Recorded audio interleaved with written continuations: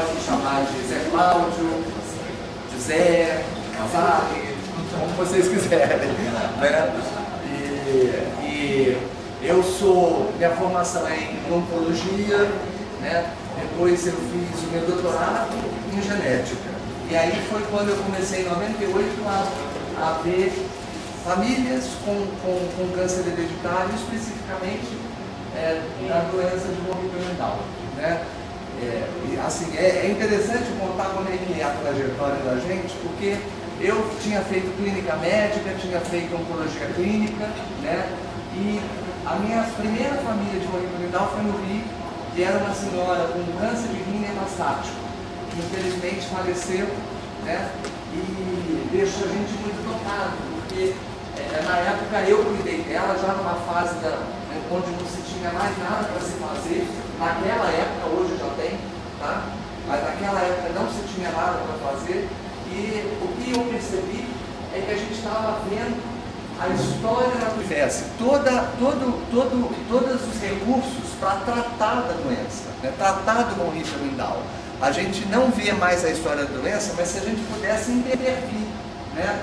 Tratar precocemente as lesões, tentar fazer um programa em que a gente pudesse todo ano fazer exames para descobrir o mais cedo possível, né, as lesões. É assim que a gente muda a história da doença, tá? Então o que aconteceu nos países que fizeram isso? Nos Estados Unidos, por exemplo, né, as pessoas durante a década de 50, 60, né, morriam de hemangioblastomia, porque não havia tantos recursos radiológicos, não tinham acesso à tomografia, não existia naquela época, né? Então a história de quem tinha von Hippel-Lindau no passado era ter os hemangioblastomas e morrer das complicações da cirurgia. Isso deve ter acontecido na família de vocês, né? À medida que a medicina evoluiu e que a gente conseguiu fazer diagnósticos dos hemangioblastomas, né? O que aconteceu? As pessoas começaram a viver mais, né? Começaram a ter mais problemas na visão, né? Algumas pessoas ficaram cegas, né? Porque perderam completamente o olho, mas começou também em paralelo as técnicas de laser, né? De tratamento com criocirurgia, né? Criocoagulação. Então começaram algumas técnicas a serem usadas para tentar controlar um pouco esses angiomas da retina, né? Depois, o que aconteceu? Né? O câncer de rim se tornou um problema, porque as pessoas controlavam já os hemangioblastomas, controlavam melhor os angiomas da retina, né? Mas quem tinha feodonomocitoma, quem tinha, né, manifestações no rim e no pâncreas, né, começou a ter problemas no pâncreas, né? Então, gente, o que é importante é que a gente tenha um cuidado completo. Ninguém pode ser só um olho, ninguém pode ser só um cérebro, ninguém pode ser só um rim, né? Todo mundo tem que ser visto por uma equipe. A gente tem que formar uma equipe de profissionais, né, que atendam as pessoas da família, que atendam quem está doente, que atendam quem não tem manifestação, mas que tem risco, né? Então o objetivo, acho que o grande ganho disso daqui, eu fico emocionado de estar fazendo o segundo encontro, né, de famílias com VHE. O primeiro foi feito em 2002, na conclusão do meu doutorado. Nesse doutorado eu esperava ter uma ou duas famílias e eu consegui, na época, em 2002, já identificar 20 famílias com VHE. Tá? Hoje já são mais de 50, talvez 58 famílias identificadas no Brasil, tá? Mas isso ainda é a ponta do iceberg. Pela frequência que a gente espera em outras populações, é que devam ter 550 famílias no Brasil. Então a gente só conhece 10%. O que está acontecendo? As famílias ainda não foram diagnosticadas ou estão perdidas por aí. Então eu acho que a mobilização que está acontecendo agora, e isso está sendo feito através da Jamile, eu venho já estimulando as pessoas a tentarem se associar, mas a Jamile conseguiu organizar a Associação Brasileira de VHL. Isso traz para a gente uma grande possibilidade acessar, alguém da família, se nem todo mundo acessa, alguém da família acessa, pode encontrar a gente, né, para a gente começar a oferecer esse suporte, né, esse cuidado e as orientações, né.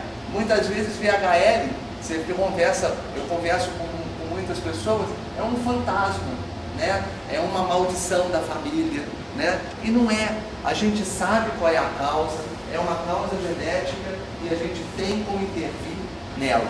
Tá? Não há motivo hoje para quem tenha von Hippel-Lindau ter uma qualidade de vida ruim, é só fazer prevenção, né? Tratar as lesões o mais precoce possível, né? Hoje a quantidade de tratamentos que existem são muito grandes, desde, né, procedimentos cirúrgicos, né? Mais procedimentos agora que estão começando com medicações, né? Então a gente espera chegar a um momento em que VHL possa ser uma doença completamente controlada com medicações, tá? E como eu falei, há 10 anos atrás ninguém ouvia falar de VHL. Hoje é difícil um médico que seja oncologista, né, ou que seja urologista, não conhecer von Hippel-Lindau, tá?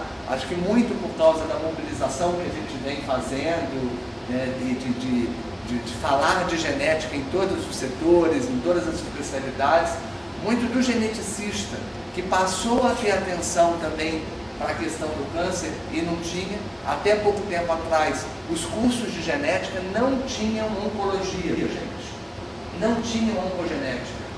Então o geneticista saía da faculdade, saía da residência e não sabia o que era oncogenética. Não sabia von Hippel-Lindau, não sabia nada. Então hoje é praticamente impossível que um geneticista, que um oncologista e que um urologista não saibam o que é von Hippel-Lindau, tá? Por conta dos últimos avanços, né, que foram as medicações hoje que agem inibindo o crescimento dos vasos, né, houve uma disseminação do que era o VHL, né? Essas medicações, que a gente vai poder falar mais tarde, né, elas inibem o crescimento de vasos e os angiomas são um novelo de vasos, né? Os angiomas da retina também são um novelo de vasos. E o câncer de rim de quem tem von Hippel-Lindau é cheio de vasos, é supervascularizado, porque o VHL tem essa função. Então essas medicações, elas agem nessa via do VHL. E é por isso que todo mundo hoje conhece, porque essas medicações que já estão disponíveis, elas agem exatamente nesse pedaço onde o VHL está agindo, tá? Onde ele está interferindo. Então, eu queria chamar a Jamile para falar um pouquinho com vocês aí da história de como ela também entrou e resolveu tomar essa iniciativa da associação. E aí a gente vai começar com a programação. Acho que já deu tempo de bastante gente chegar, Jamile. E aí a gente começa com algumas apresentaçõezinhas, tá?